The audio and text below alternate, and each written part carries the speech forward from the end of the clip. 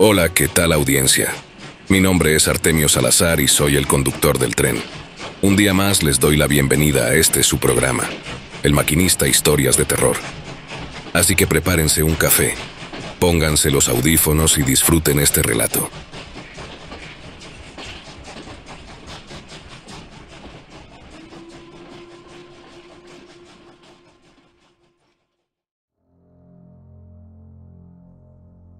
Mi nombre es Isaac Barrón y les cuento esta historia en la voz de Artemio Salazar, el maquinista.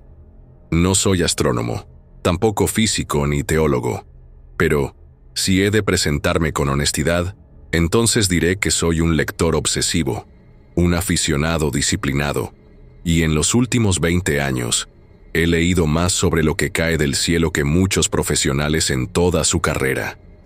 Me llamo Isaac Barrón. No vengo a enseñar ni a convencer, pero, después de tanto tiempo leyendo, escuchando y observando, creo haber ganado el derecho a hablar, porque no se trata de fe, se trata de evidencia, y porque no soy el único que ha visto las señales, aunque tal vez sí uno de los pocos que ha tenido el valor de anotarlas con cuidado. He leído desde los textos sagrados más citados hasta los más olvidados, desde el libro de Enoc, con sus relatos de ángeles caídos, hasta las crónicas de Acacor, que algunos tachan de invención, pero que, en el contexto adecuado, revelan claves antiguas. Me sumergí en el Zohar y en el Apocalipsis de Abraham, rastreando cada mención a los que bajan del firmamento. También leí a los modernos, El retorno de los dioses, de von Däniken, Pasaporte a Magonia, de Jacques Vallée, La doctrina secreta, de Blavatsky. Todos diferentes, todos necesarios, no por la verdad absoluta, sino por las pistas escondidas entre líneas. No puedo probar todo lo que he leído, ni quiero, pero con cada página fui armando un mapa, un patrón, un ciclo, uno que apunta a un solo hecho inquietante. Algo desciende en estas fechas, siempre en Semana Santa, y eso nos lleva al 16 de abril del año 2025. Yo no vivo en la Ciudad de México, ni siquiera cerca, pero, desde hace tiempo, sabía que algo caería del cielo este año, en esta semana. Lo supe porque el patrón se repite cada cierto número de años, siempre en primavera, cerca del equinoccio, siempre en fechas sagradas. Llevaba semanas monitoreando datos atmosféricos, revisando reportes satelitales civiles, mapas de magnetismo, registros de actividad eléctrica fuera de lo común. Sabía que sería en México. No podía saber dónde, ni el día exacto. Pero el cielo da señales. Aprendí a leerlas con los años, y el martes por la noche la actividad geomagnética subió súbitamente. Lo anoté. El miércoles, los campos eléctricos en la atmósfera central se comprimieron. Lo volví a anotar. Cuando vi que la presión iónica se duplicó a las 5 de la tarde del miércoles santo, lo supe. Era cuestión de horas. Y cayó. Una bola de fuego cruzó el cielo de la capital poco antes de la medianoche. El color no fue blanco ni azul, como en una entrada atmosférica normal. Fue dorado, amarillo antiguo, como las pinturas bizantinas donde los ángeles bajan con espadas. Muchos lo grabaron, muchos se burlaron, pero yo no. Yo ya lo esperaba. Algunos dicen que cayó cerca de Tláhuac, otros en Iztapalapa. Los reportes oficiales lo llamaron evento luminoso. Nada más. Ni meteorito confirmado, ni fragmentos recuperados. Nada.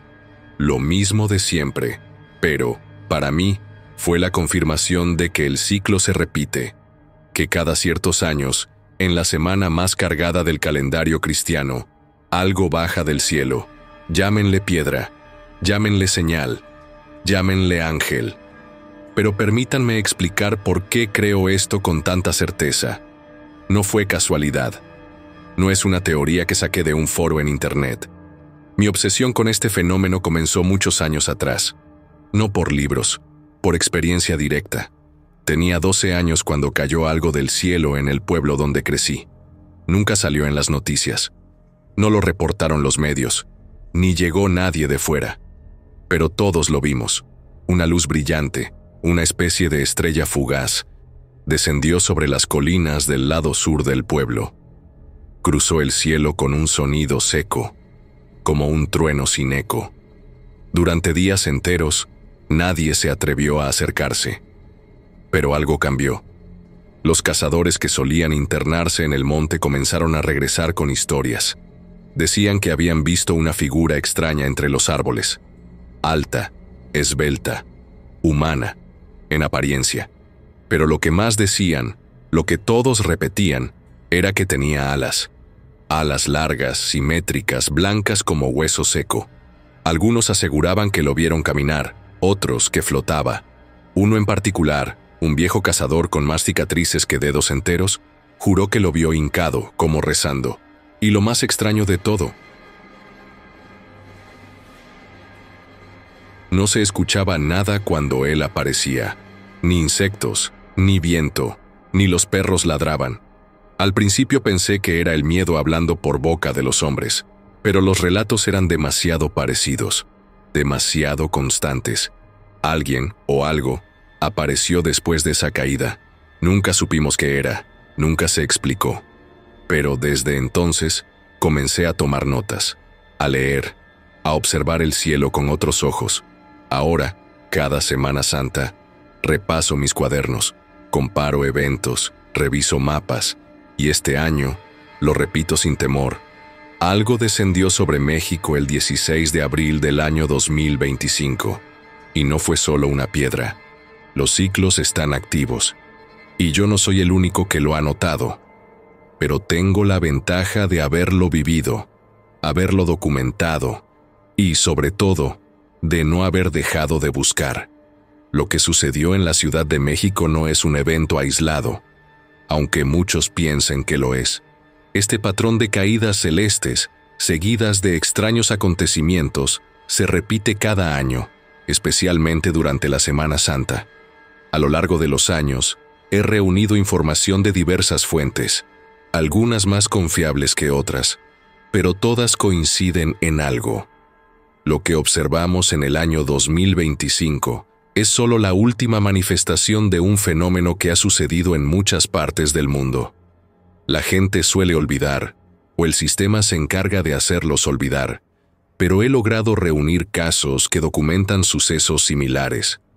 Lo que sigue es parte de la información que he recabado. Testimonios sólidos, de personas que no tienen nada que ganar con esto, y que, sin embargo, compartieron lo que vivieron.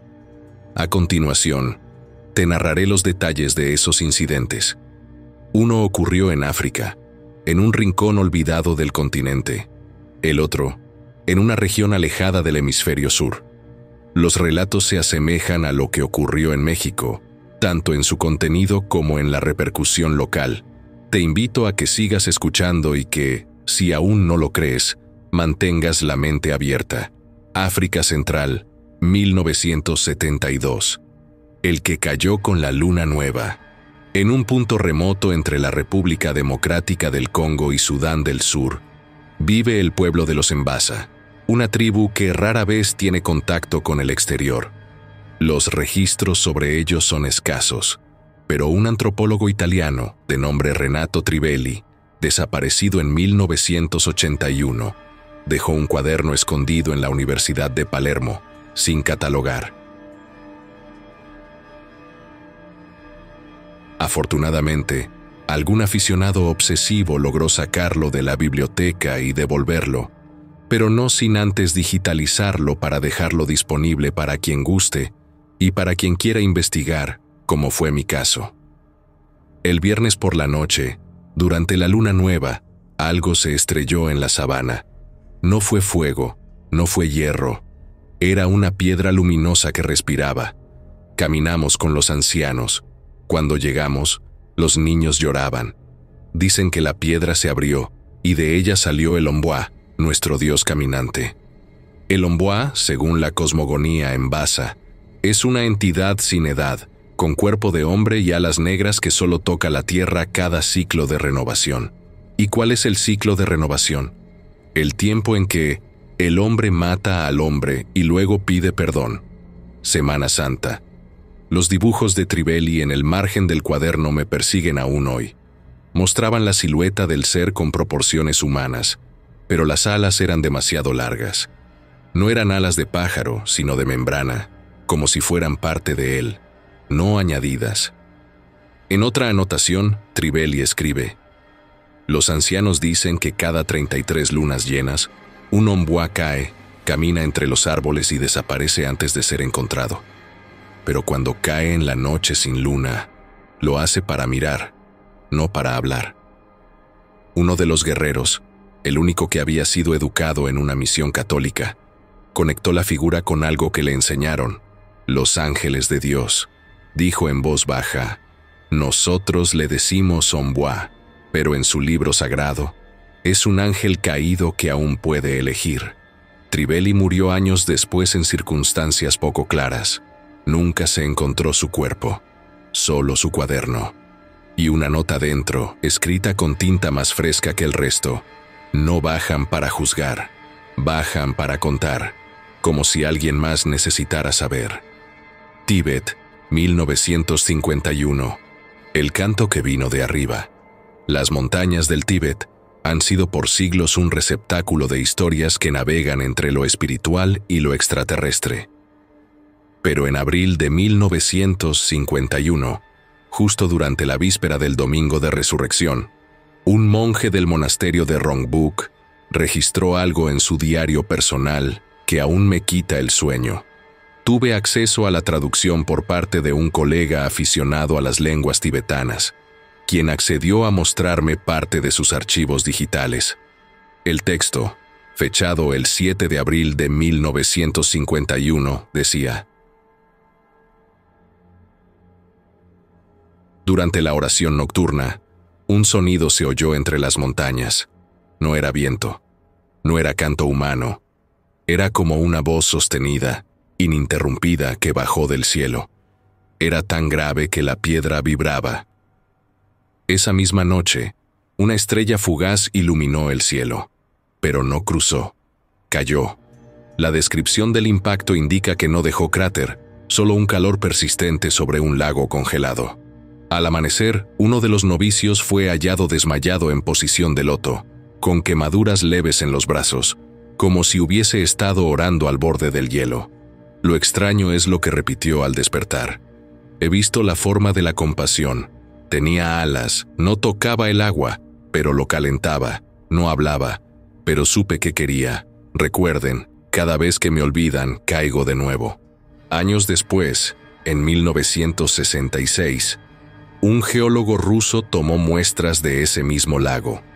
Las capas de hielo mostraban una interrupción térmica tan inusual que parecía que, durante esa semana específica del 51, una fuente de calor desconocida había permanecido sobre el lago durante más de 40 horas, sin llama, sin combustión.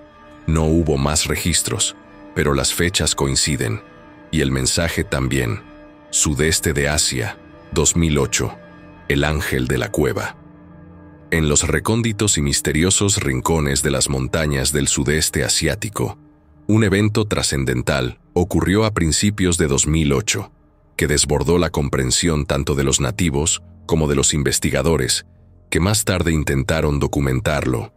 Este caso, que se ha convertido en uno de los más asombrosos en la historia de la antropología moderna, involucra un extraño ser que descendió del cielo, y cuya presencia no solo fue inexplicable, sino que cambió para siempre la vida de la tribu que lo presenció. La tribu Arung, un pueblo aislado en la región montañosa, se encontró con un hecho que jamás pudieron anticipar. En la madrugada del 8 de abril de 2008, algo cayó del cielo. No fue un meteorito común ni una lluvia de estrellas como tantas otras que atraviesan el cielo de esta región, sino algo mucho más impresionante. La caída fue tan espectacular que iluminó el horizonte durante varios minutos, creando un resplandor tan fuerte que incluso en las zonas circundantes, las personas se despertaron sorprendidas por la luz deslumbrante. Cuando los habitantes de la tribu llegaron al lugar del impacto, Lo que encontraron fue algo que parecía sacado de un relato religioso o de una leyenda ancestral.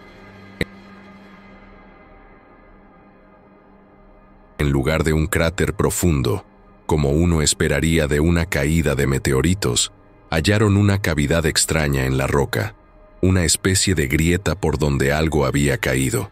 De esta grieta emergía una figura inexplicable, un ser con alas de plumas doradas que se encontraba acostado, aparentemente dormido, aunque en ese momento no podían entender qué significaba este evento. Muchos de los miembros de la tribu, los más ancianos, se sintieron atraídos por una fuerza poderosa que emanaba de la figura. Los nativos, que tradicionalmente tenían un profundo respeto por los seres espirituales, no tardaron en interpretar el acontecimiento como una señal de los dioses. Al principio muchos se acercaron con cautela, pero no tuvieron miedo. De hecho, se sintieron impulsados por una sensación de paz y serenidad al estar cerca del ser. Nadie osó tocarlo, pero la presencia de ese ser en la grieta fue considerada un milagro por los más ancianos, quienes afirmaban que este ángel alado era el protector de la tribu. A lo largo de las semanas siguientes, las historias sobre el ser comenzaron a extenderse. Los más jóvenes de la tribu afirmaban haber tenido sueños en los que la figura les hablaba, enviándoles mensajes sobre el destino de la humanidad y advertencias sobre el futuro. Un mensaje recurrente, transmitido a través de estos sueños, hablaba sobre una gran transformación que se avecinaba, algo que cambiaría el curso de la historia para siempre. Sin embargo, lo que comenzó como un simple encuentro con lo desconocido, pronto se convirtió en una obsesión. En los días posteriores, los habitantes de la tribu informaron sobre luces extrañas en el cielo, sobre todo durante las noches sin luna. Algunos aseguraron haber visto figuras aladas sobrevolando la zona, algo que confirmaba sus creencias de que el ser celeste no solo había descendido para quedarse, sino que su presencia era parte de un plan más grande. La tribu, entonces, decidió proteger el lugar. Establecieron una especie de culto alrededor de la figura alada y se comprometieron a mantener la cueva y su misterio en secreto. Nadie más, fuera de la tribu, fue permitido acercarse al lugar, y durante años se guardó un férreo silencio sobre el acontecimiento. Incluso cuando exploradores extranjeros intentaron acceder a la zona en 2012, se encontraron con una cueva sellada. La ubicación exacta del impacto había sido desmantelada, las huellas de la caída borradas. Los miembros más ancianos de la tribu afirmaron que el ser celestial ya había dejado el lugar, desapareciendo como si nunca hubiera estado allí. Lo más perturbador de este caso es que, a pesar de las numerosas pruebas documentadas por la tribu y los pocos testigos que lograron acceder a la zona antes de su cierre, las autoridades gubernamentales no han dado ningún informe oficial. En los registros de la tribu, muchos todavía afirman que la presencia de ese ángel marcó el comienzo de una nueva era, pero nadie sabe con certeza a dónde fue el ser ni por qué dejó la tierra. Las huellas del ángel parecen haberse desvanecido tan misteriosamente como apareció. Favela de Rocinha, Río de Janeiro, Brasil, 2012. La voz del niño. Los informes sobre manifestaciones de seres celestiales no son fenómenos aislados. De hecho, se presentan en lugares inesperados y en momentos en que menos se espera. En muchos casos, los eventos tienen una correlación temporal con las festividades religiosas, especialmente la Semana Santa, una fecha cargada de simbolismo, donde las creencias religiosas se entrelazan con el misticismo popular. La historia de lo que ocurrió durante la Semana Santa en Rocinha, una de las favelas más grandes de Río de Janeiro, Brasil, en 2012, es un ejemplo sobresaliente de cómo estos eventos parecen suceder en fechas muy precisas, casi como si todo estuviera preordenado. Este caso también dejó una profunda huella en los testigos. En la semana del 6 al 13 de abril de 2012, Durante la misma semana en que las celebraciones cristianas de la Pasión de Cristo y la Resurrección dominaban las iglesias y los altares de Brasil, un suceso extraño sacudió la favela de Rocinha. João, un niño de 8 años, empezó a manifestar comportamientos inquietantes. En sus primeros días de predicciones, sus palabras eran aparentemente inofensivas. Comentaba sobre cosas triviales, pero pronto se dieron cuenta de que sus conversaciones iban mucho más allá de lo que un niño de su edad debía saber. Se refirió a un ser celestial que había descendido al mundo en busca de protección, mencionando que su presencia en la Tierra sería la antesala de eventos cósmicos mayores. Lo que inicialmente fue considerado como una simple curiosidad infantil, se transformó rápidamente en un fenómeno desconcertante. La comunidad de Rocinha comenzó a prestar atención cuando João, de forma inusitada, comenzó a hablar con un tono grave y calculado sobre seres celestiales, ángeles y destinos cósmicos. Lo extraño de su comportamiento es que no solo se refería a figuras religiosas conocidas por la mayoría de las personas, sino que hablaba de seres alados que vendrían a la tierra durante la Semana Santa, lo cual era de por sí una revelación aterradora. En las horas que siguieron, sus declaraciones se volvieron más específicas y profundas, como si hubiera adquirido un conocimiento fuera de lo normal. A partir del 10 de abril de ese año, João habló de manera alarmante sobre una batalla que los ángeles caídos librarían contra las fuerzas del mal en años venideros. Describió que, durante la Semana Santa, aunque no dijo cuándo, algo debía ocurrir en el mundo, un evento que cambiaría el rumbo de la humanidad. No mencionó de forma explícita lo que ocurriría, pero dejó claro que la paz en la tierra no duraría mucho más. Específicamente, mencionó que un ángel buscaría refugio en un lugar oscuro, pero la humanidad no lo aceptaría. La historia de João pronto comenzó a atraer la atención de la comunidad religiosa local, que a menudo consideraba estos mensajes como señales de la cercanía de eventos divinos. Sin embargo, lo que resultó más inquietante fue el hecho de que el niño, sin tener acceso a literatura especializada ni contacto con fuentes que pudieran haber influido en su comportamiento, comenzó a emitir sentencias que parecían propias de un texto apocalíptico. Sus palabras, aunque incoherentes en muchos aspectos, poseían una claridad de visión que hacía que muchos en Rocinha pensaran que estaba recibiendo algún tipo de revelación. Uno de los aspectos más interesantes de su comportamiento fue cómo describió, en un tono casi de profecía, que los ángeles buscaban refugio en el mundo subterráneo, en las ciudades olvidadas bajo la tierra, donde la humanidad ya no podía llegar. Había algo en sus palabras que hacía pensar que no estaba simplemente repitiendo relatos bíblicos o mitológicos, sino que estaba accediendo a una comprensión más profunda de un destino global. Una de las frases más inquietantes que pronunció ocurrió en la madrugada del 12 de abril, durante un sueño interrumpido por un murmulloso desvelo. «Ellos no estarán aquí para salvarnos», dijo con voz profunda, mientras miraba al horizonte a través de una ventana rota. «Los ángeles vendrán y se irán. Solo los que vean el cielo sabrán la verdad». Lo que más alarmó a sus padres y vecinos fue que João mencionó específicamente que estos seres alados estaban descendiendo del cielo y que su propósito no era salvar a la humanidad, sino marcarla. Unos días después, un extraño resplandor de luces titilantes fue reportado por algunos de los habitantes de la favela, iluminando el cielo en las primeras horas de la mañana.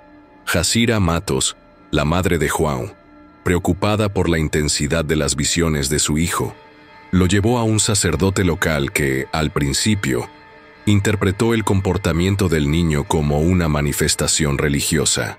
Sin embargo, tras escuchar los relatos detallados de João, El sacerdote empezó a considerar que quizás el niño estaba siendo influenciado por fuerzas ajenas a la comprensión humana. A pesar de las manifestaciones religiosas del sacerdote, el niño continuó con sus extrañas predicciones, sin mostrar signos de perturbación mental o psíquica. Es en este punto donde la historia de Juan toma un giro aún más siniestro. Durante la noche del 13 de abril, cuando el niño estaba durmiendo, un evento extraño ocurrió.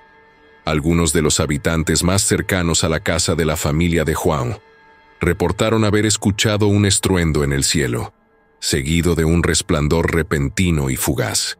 Al día siguiente, se encontraron huellas inexplicables en el suelo, en dirección a la casa de Juan, pero ninguna cámara de seguridad ni testigos pudieron confirmar lo que sucedió esa noche. Lo que siguió a este fenómeno fue la desaparición de Juan. La familia, aterrada, buscó por todos lados, pero no lograron encontrarlo. En el transcurso de las semanas, algunos de los habitantes de la favela comenzaron a hacer conexiones entre los sucesos ocurridos en Rocinha y los predichos por Juan, especialmente con la mención de seres celestiales y juicios cósmicos. El caso fue reportado en varios medios locales, pero las investigaciones oficiales no pudieron dar con respuestas claras. A pesar de la falta de pruebas físicas que pudieran esclarecer lo ocurrido, los habitantes de Rocinha siguen relatando la historia del niño que predijo el descenso de ángeles durante la Semana Santa del año 2012. Aunque la desaparición de Juan nunca fue resuelta, su nombre se convirtió en leyenda en la comunidad, y muchas personas creen que él fue, de alguna manera, la clave para entender un fenómeno mucho mayor que acecha en las sombras del tiempo. Después de haber presentado y documentado los casos que he mencionado hasta ahora, los cuales claramente muestran un patrón y una recurrencia de avistamientos de seres celestiales coincidiendo con la Semana Santa, he llegado a una conclusión que, aunque para muchos pueda parecer controvertida o incluso extrema, creo firmemente que es la interpretación más lógica y profunda de los hechos. Esta conclusión no solo tiene base en los testimonios y los avistamientos, sino también en el contexto histórico y religioso que subyace detrás de estos fenómenos. Conclusión. Creo que los seres celestiales que se manifiestan durante la Semana Santa, especialmente en momentos de crisis o cataclismos, son los mismos vigilantes mencionados en el libro de Enoc, enviados para cumplir una misión divina. Estos seres, conocidos en algunas culturas como ángeles, no son simples figuras místicas o mitológicas, sino una fuerza cósmica que interviene directamente en la humanidad para cumplir un propósito superior. Mi investigación me ha llevado a concluir que la humanidad está en un punto crítico, y estos seres están regresando para advertirnos, pero también para poner en práctica el juicio divino que se menciona en los textos antiguos. Tal como se relata en el libro de Enoc, los vigilantes fueron enviados para vigilar y guiar a la humanidad, pero al final se corrompieron y descendieron a la tierra. Sin embargo, no todo está perdido. Estos seres no han regresado para castigarnos de manera irrevocable, sino para darnos una última oportunidad de rectificar nuestros caminos antes de que el juicio final se dé. Este concepto no es simplemente un análisis superficial de las Escrituras, sino que se basa en una interpretación que ha sido corroborada por varias de las fuentes más confiables que he recabado. Los vigilantes, en el contexto del libro de Enoc, son descritos como aquellos seres que descendieron de los cielos para intervenir directamente en la vida humana, pero que, por sus propios errores, fueron castigados. Sin embargo, no debemos olvidar que estos seres celestiales, aunque imperfectos, aún tienen un propósito divino en su existencia. El libro de Enoc, en su narración, también describe cómo los vigilantes llegaron para enseñar a la humanidad ciertos conocimientos ocultos. Estas enseñanzas no fueron bien recibidas por todos, y los descendientes de los vigilantes, los llamados Nefilim, llegaron a ser responsables de la corrupción del mundo. Esta historia, aunque retratada como un castigo y un pecado, lleva implícito un mensaje claro. Los cielos no son indiferentes a los actos de la humanidad y están preparados para intervenir cuando es necesario. Al examinar los casos de los avistamientos en la favela de Rocinha, en Brasil, y los avistamientos en otros sitios durante la caída del meteorito en Semana Santa, noto patrones que se alinean de forma inquietante con los relatos de intervención celestial de épocas pasadas. En ambos casos, las manifestaciones coinciden con momentos de gran agitación en la humanidad, y no es una casualidad que estas entidades aparezcan en momentos significativos como la Semana Santa, la cual conmemora la pasión, muerte y resurrección de Cristo. La lección que he aprendido de todo esto es que estamos frente a una realidad que ha estado ocurriendo a nuestro alrededor, pero que hemos elegido ignorar. Los vigilantes, aunque no siempre visibles, siguen observando y actuando sobre la humanidad. Estos seres no solo están observando, están tratando de guiarnos, de hacer que reconozcamos nuestros errores y tal vez evitar el mismo destino que se les presentó a los vigilantes en el pasado. Si hemos llegado al mismo punto de corrupción, de destrucción del alma humana y del planeta, es posible que ahora se nos esté dando una segunda oportunidad